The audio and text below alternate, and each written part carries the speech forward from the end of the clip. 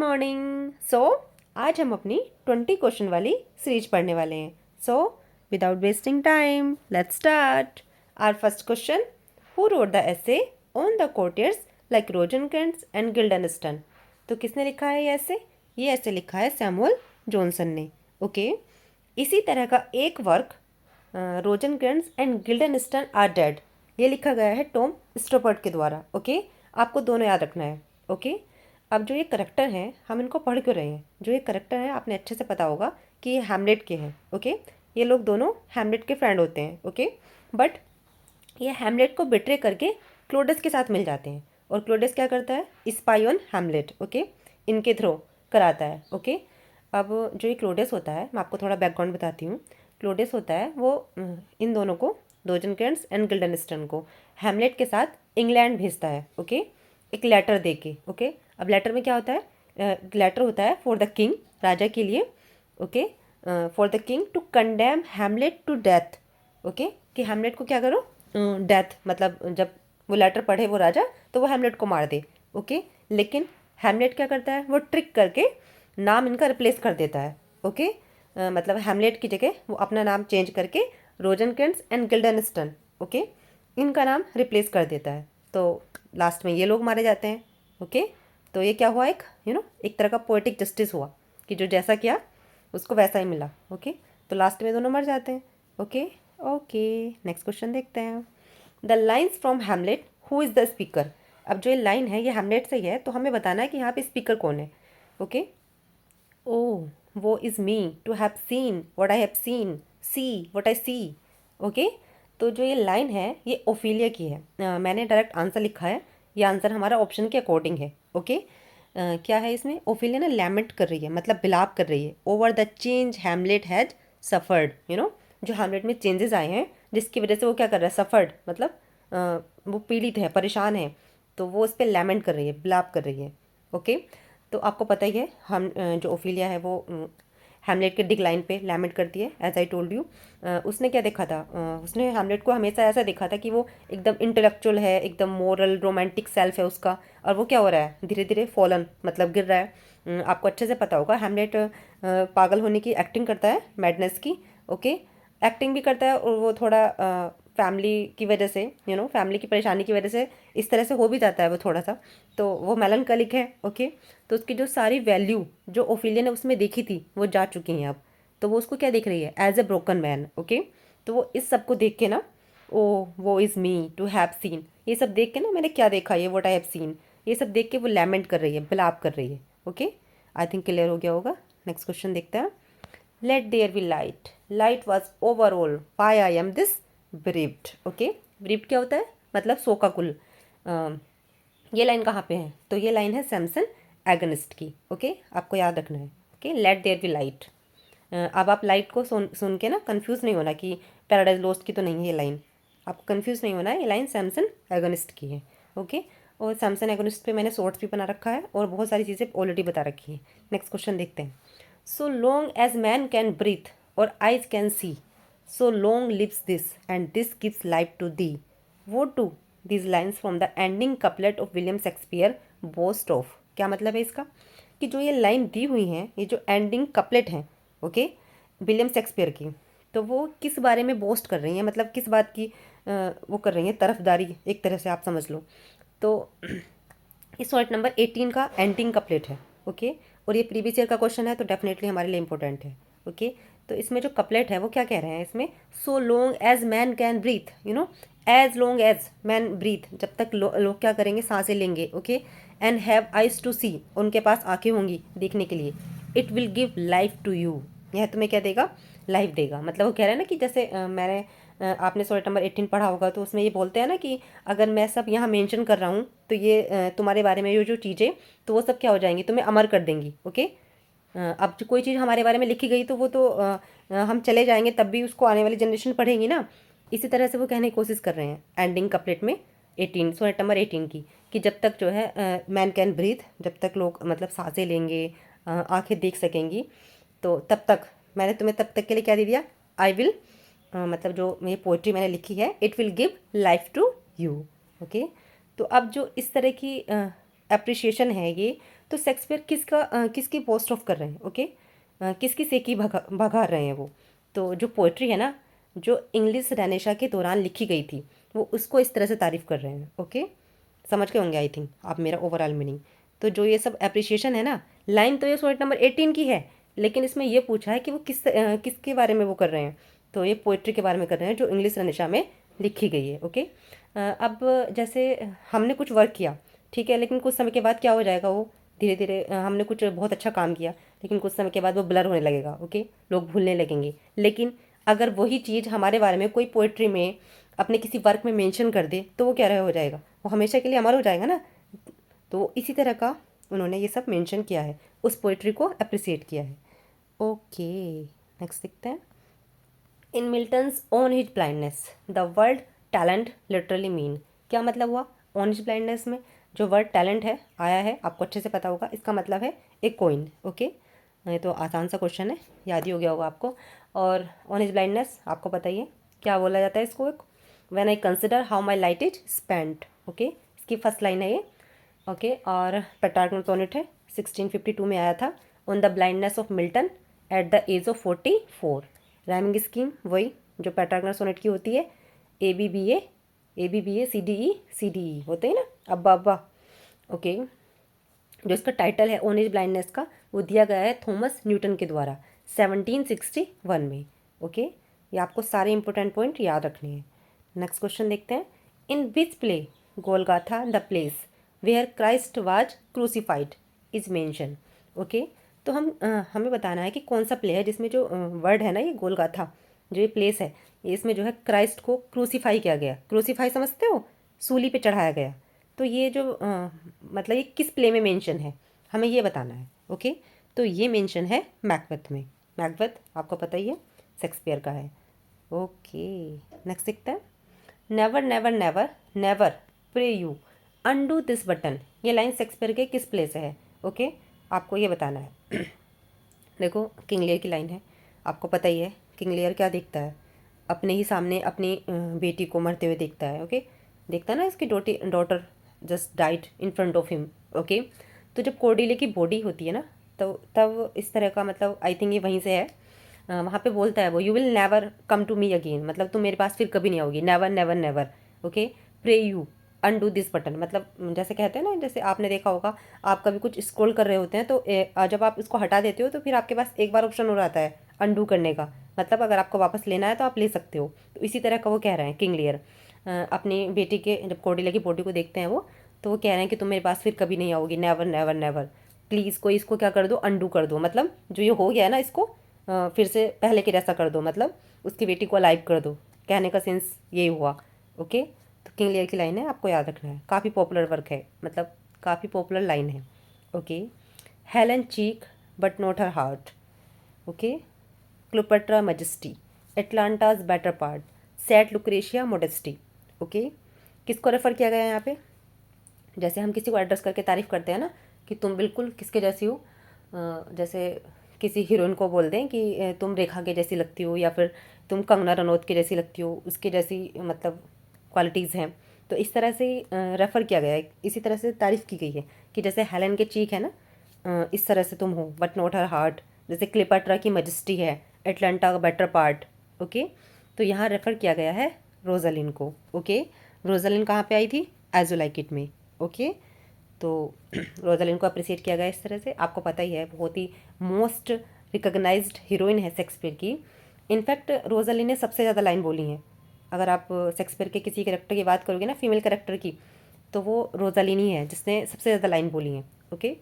और Rosalind quick विट तो थी ही, आप उसके बिटीनेस का आइडिया इस बात से लगा सकते हो, जब आपने नोटिस किया होगा और आपने इसकी समरी पढ़ी होगी, तो एक्ट 5 में आपने देखा होगा कि वो अपनी बुद्धिमत्ता से, अपने इंटेलिजेंस से क्या करती है, जो फीबे होता है उसको ओपिनियन चेंज करके स्लीवियस करेक्टर आया था ना, स्लीवियस से शादी करने का आइडिया उसके माइंड में ना फिक्स कर देती है, ओके। तो आप लगा सकते हो, अगर मैं किसी का माइंड अपनी इंटेलिजेंस से चेंज कर पा रही हूँ, मतलब मैं उसको कन्विंस कर पा रही हूँ अपनी बात से कि तुम्हें ऐसे करना है, ऐसे नहीं करना, तुम्हारे लिए ज़्यादा सही रहेगा, तो वो फीबे का ओपिनियन चेंज कर देती है सिलेबस से शादी करने के लिए। तो आप समझ सकते हो कि वो कितनी क्विक विट होगी, ओके, कितनी इंटेलिजेंट होगी, ओके, और इसमें जो रोजालिन है वो चेंज करती है अपना वो वेस, डिस्गाइज करती है खुद को गैनीमेड, जब वो जाते हैं ना फॉरेस्ट ऑफ आर्डन में। ओके, नेक्स्ट देखते हैं। Familiar in his mouth as household words, ये वर्ड कहाँ पे आए? ये वर्ड है हेनरी फिफ्थ के। ओके, अब इसमें हुआ क्या है? Familiar in his mouth as household words, क्या मतलब है इसका? ये वर्ड क्या कह रहे हैं? ये तो आपको समझ में आ गया कि हेनरी फिफ्थ में आए हैं। तो अगर आप नोटिस करो तो जब हम जीत जाते हैं ना, विक्ट्री जब हमारी जीत होती है, जैसे हम कुछ काम करते हैं, मान लो हमने कोई एग्ज़ाम की तैयारी की और हम सफल हो गए, तो विक्ट्री क्या करेगी? एक एक तरह की victory will bring a kind of immortality. Okay, मतलब जब जीत जाएंगे तो लोग हमें याद रखेंगे ना। लोग क्या हो जाएंगे, जो हीरो का नाम है वो सबको याद रहता है, वो क्या बन जाता है? फैमिलियर बन जाता है। ओके, सबके लिए एज हाउस होल्ड वर्ड्स, मैं आपको यहाँ एक्सप्लेन करने की कोशिश कर रही हूँ। Familiar in his mouth as household words लिखा है ना, ये हाउस होल्ड वर्ड्स। तो क्या मतलब हुआ इसका? कि जब फैमिलियर हो जाते हैं सब लोगों के, सबके मुंह पे, सबके जबान पे वही नाम रहता है, जब क्या होते हैं, जैसे आपने देखा होगा कोई किसी एरिया से कोई एसडीएम डीएम मतलब कुछ बन जाता है, तो याद रखते हैं उसको सब। तो इसी तरह का वर्ड यहाँ पे बोले गए हैं कि विक्ट्री क्या करेगी? एक काइंड ऑफ इमोर्टैलिटी, एक तरह का क्या लाएगी? एक प्रकार की एक अमरत्व, मतलब उसको याद किया जाएगा, उसको याद रखा जाएगा। ओके।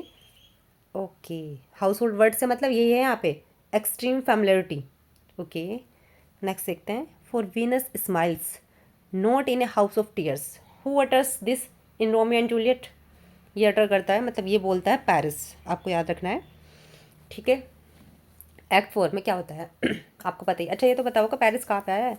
अच्छा, ये तो क्वेश्चन में मेंशन है, रोमियो एंड जूलियट का है। ठीक है, तो आपको पता ही है पेरिस के बारे में। जूलियट क्या होती है? जूलियट जब रोती है ना, किस पे रोती है? जब उसको उसका भाई उसका कज़न को मर जाता है वो टिवोल्ट। ठीक है, तो यहाँ पे जब वो पेरिस है वो ये कह रहा है कि वीनस जो है स्माइल नहीं करते, नहीं हंसते इन हाउस ऑफ टीयर्स, ऐसे घर पे जो रोते रहते हैं। कहते हैं ना कि मुस्कुराओ, भगवान भी तो तभी अच्छा अच्छा मैनिफेस्ट करो, तभी तो भगवान भी क्या करेंगे, हम पे अपनी कृपा दृष्टि दिखाएंगे। तो वो यही कहने की कोशिश कर रहा है। वीनस क्या है? रोमन गॉडेस ऑफ लव है। तो वो यही कह रहे हैं कि जो अगर वीनस जो है वो स्माइल, मतलब भगवान प्रसन्न नहीं होंगे ऐसे घर पे जहाँ पे लोग क्या करते रहते हैं, रोते रहते हैं। तो वो जूलियट को एड्रेस करके बोल रहा है। ओके, और आपको पता ही है कि पेरिस जो है उसको मतलब कोर्ट करने की कोशिश करता है, मतलब उसको थोड़ा सा, मतलब समझ जाओ आप। ठीक है, तो लेकिन जूलियट क्या होता है, उसका उसकी तरफ कोई अफेक्शन नहीं होता। ओके, और वो ग्रीव कर रही होती है, दुख कर रही होती है अपने कज़न टिवॉल्ट की डेथ पे। ओके, तो वो तो पेरिस की बातों में नहीं आने वाली थी ना, तो इसीलिए वहाँ पे ये लाइन आती है कि Venus smiles not in house of tears. Okay, तो हमें क्या रहना है? हमें खुश रहना है। ओके, सो दैट भगवान की कृपा दृष्टि हम पे बनी रहे। Okay. Okay, I am sure care is an enemy to life, मुझे लगता है कि केयर क्या है? एक लाइफ के लिए मतलब एक दुश्मन है, एनिमी है। तो ये बात सही तो है, वैसे 12th नाइट की है।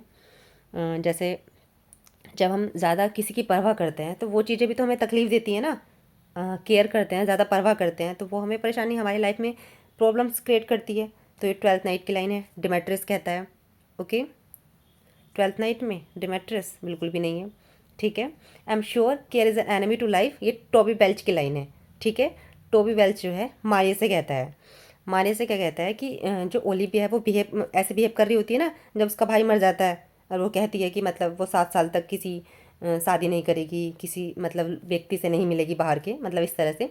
तो वो कह रहा है कि ओलिविया इतना स्ट्रेंजली बिहेव कर रही है अपने भाई के बारे में। तो वो कहता है कि I am sure care is an enemy to life, उसका मतलब ये है कि जब इतना ज़्यादा ग्रीफ होगा और चिंताएं होंगी तो वो उसके लाइफ में क्या करेंगी? उसकी लाइफ के लिए दुश्मन क्रिएट करेंगे, मतलब उसकी लाइफ के लिए अच्छा नहीं होगा। ओके। ओके, नेक्स्ट बात करते हैं। She is woman therefore may be wooed, she is a woman therefore may be won. ये लाइन कहाँ पे आई है? ये लाइन है टाइटस एंडोनिकस की। ओके, टाइटस एंडोनिकस में मैं आपको बता दूं, ऐसे बोलता है वो मतलब फाइ जो वो है, मतलब अगर वो वुमेन है तो उसको वो किया जाएगा। ओके, और वो वुमेन है तो मतलब जीती जा सकती है, इस तरह की लाइन है। और वो वहाँ पे लास्ट में बोलता है कि जैसे कि सीज लवन्या, आपको पता ही है टाइटस एंडोनिकस की करेक्टर है लवन्या। तो वो वहाँ पे बोल रहा है कि she is Lavinia, so she must be loved. Okay, इसमें सरप्राइज होने वाली कोई बात नहीं है, मतलब वो ये कह रहा है कि she is a woman so she can be wooed. Okay, and she is a woman so she can be won. Okay, and she is a woman so मतलब she is a Lavinia so she must be loved. Okay, आपको याद रखना है। Next देखते हैं, brevity is the soul of wit. ये line कहाँ से है? ये पोलोनेस की लाइन है। ओके, एक्ट 2 सीन 2 में। ओके, और मतलब brevity is the soul of wit, क्या मतलब है इसका यहाँ पे? जैसे एक व्यक्ति है जो बहुत कुछ बोल सकता है, लेकिन यूज़ करके बहुत ही मिनिमम ऑफ लैंग्वेज, मतलब अपनी बात को उसे कन्वे करना है तो वो बहुत संक्षिप्त में बोल के दिखा सकता है कि अपनी किसको, बुद्धिमत्ता को। ओके, पोलोनेस की लाइन है ये, तो मैंने आपको इस लाइन का मीनिंग बताया है। अब यहाँ पे पोलोनेस ने क्या रेफरेंस दिया है, मैंने क्वेश्चन पहले भी पढ़ाया है, तो मैं इसको ज़्यादा एक्सप्लेन नहीं कर रही। नेक्स्ट चलती हूँ, काफ़ी लंबा एक्सप्लेनेशन हो रहा है हमारा। Who believes that the end of poetry is to produce excitement with an overbalance of pleasure. किसका मानना था ऐसा कि जो पोइट्री का अंत है ना वो क्या होगा, इज़ टू प्रोड्यूस एक्साइटमेंट, कि मतलब हम प्रोड्यूस क्या कर रहे हैं, एक्साइटमेंट प्रोड्यूस कर रहे हैं with an over balance of pleasure. Okay, ऐसा मानना था वर्ड्सवर्थ का। ओके, नेक्स्ट देखते हैं, हु रोट्स, आप समझ जाओ आप, वर्ड्सवर्थ ने पोइट्री की डेफिनेशन दी है, मतलब उनको ऐसा मानना था कि पोइट्री का अंत हो जाएगा अगर हम ज़्यादा एक्साइटमेंट में और प्लेजर के मतलब उसमें लगे रहेंगे प्रोड्यूस करने में। ओके, हु रोट द ऐसे शेक्सपियर्स फाइनल पीरियड 1904, किसने लिखा है ऐसे? तो ये ऐसे लिखा गया है लिटन स्टार्ची के द्वारा। ओके, आपको याद रखना है, मैं वो कर देती हूँ हाईलाइट। ठीक है, who edited the book works of Shakespeare, किसने एडिट किए हैं? तो वो एडिट किए हैं विलियम इसाक जैगर्ड ने। ओके, आपको पता ही होगा इनका कनेक्शन था विलियम इसाक जैगर्ड का विलियम शेक्सपियर के टेक्स्ट से। ओके, अब ये देखो आप, ये जो 4 वर्क है ना, हम जो है जो बहुत पॉपुलर वर्क होते हैं हम वो याद कर लेते हैं कि वर्ड्सवर्थ ने ये लिखा है, शेक्सपियर ने लिखा है, वर्ड्सवर्थ ने डैफोडिल्स लिखी है।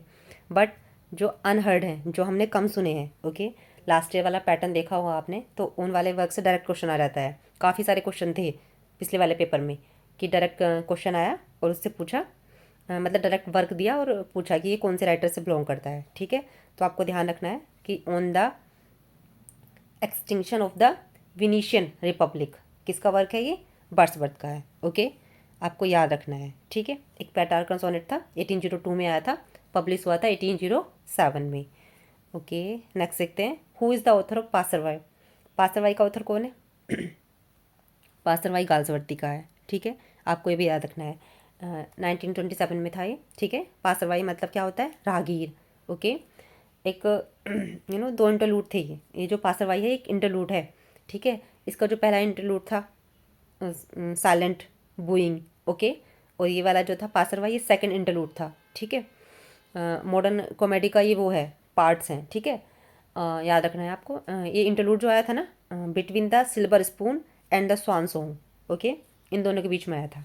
ठीक है, ओके, नेक्स्ट बात करते हैं, who is the author of hall marked. Hall mark तो आपको पता ही है, ज्वेलरी को मिलता था, मतलब ज्वेलरी के होते हैं ना हॉल मार्क, लेकिन यहाँ जो है वर्क लिख दिया ये गाल्सवर्दी ने। ठीक है, हम तो याद कर लेंगे, गाल्सवर्दी का है। ओके, एक सैटरिक ट्राइफल है ये। ठीक है, और नेक्स्ट देखते हैं, who wrote another on the same poem, किसने लिखी है ये अनदर ऑन द सेम? 1631 में आई थी ये जॉन मिल्टन की है। ओके, तो हमने ना 4 न्यू वर्क सीखे जो हमने कम सुने थे, अनहर्ड थे जो हमारे। ठीक है, ओके, थैंक यू।